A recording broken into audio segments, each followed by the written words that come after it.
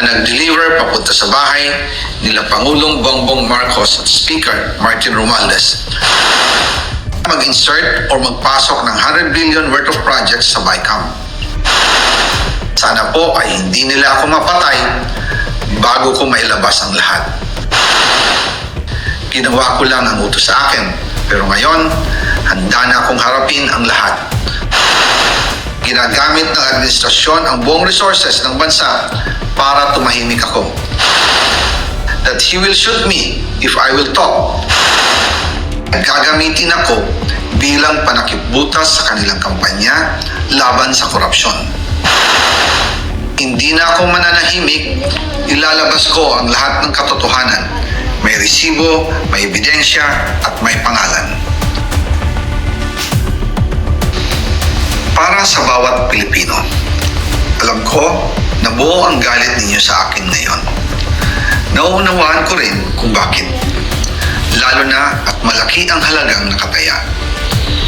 Pero bago kayo humusga, hayaan ninyong ipaliwanag ko ang buong katotohanan. Matagal akong hindi nagsalita dahil may direktang utos sa akin. Huwag nang bumalik ng Pilipinas at manahimik na lamang. Umalis ako noong July 19, 2025 para sa aking medical check-up. Nakaplanong bumalik pagkatapos ng SONA ni Pangulo.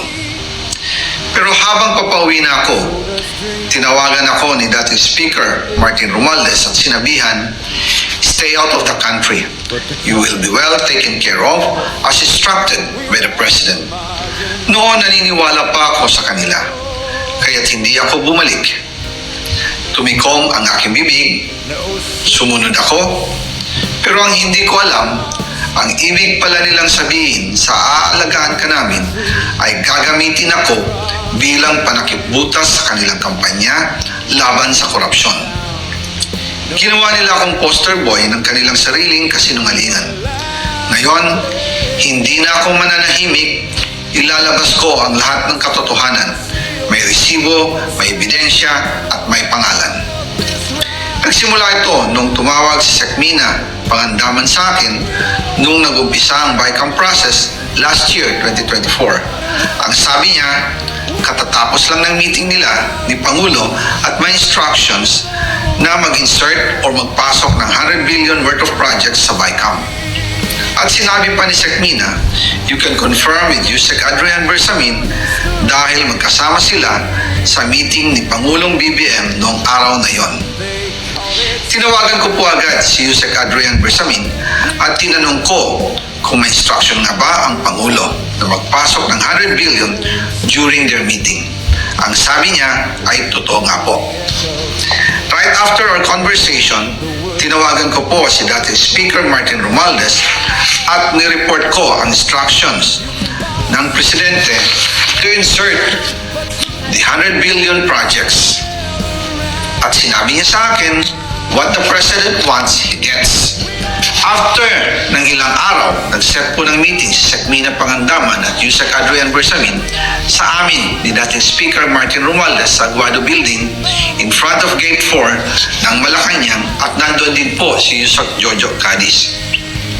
During the meeting, binigay po ni Yusek Adrian Bersamin ang listahan na worth 100 billion. Tinanong ko po si Yusek Adrian kung saan galing ang listahan. Ang sagot niya, galing kay PBBM mismo at binigay niya ito mula sa brown leather bag.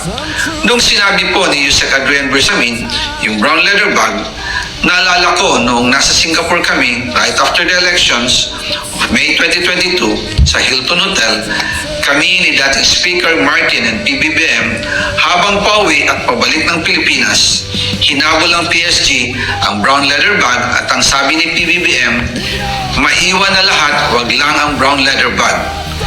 Kaya naniwala ko na utos talaga ito ng Pangulo.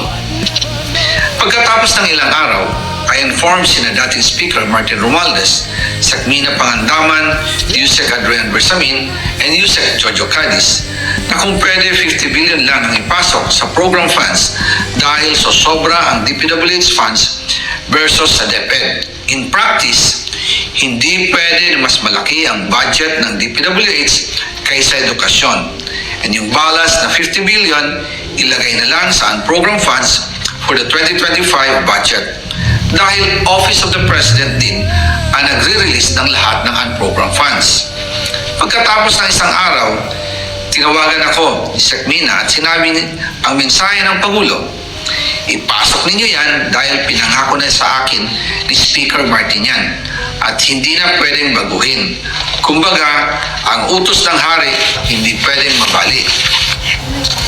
Again, I informed the Speaker and asked clearance about the instructions ng Pangulo. At ang sabi niya, wala tayong magagawa. Kaya po nagtataka ako kung bakit sinasabi ni Pangulo na hindi niya makilala ang budget. Samantalang lahat na binawas at dinagdag sa mga ahensya ng gobyerno ay humihingi ng approval sa kanya si Sec Mina Pangandaman.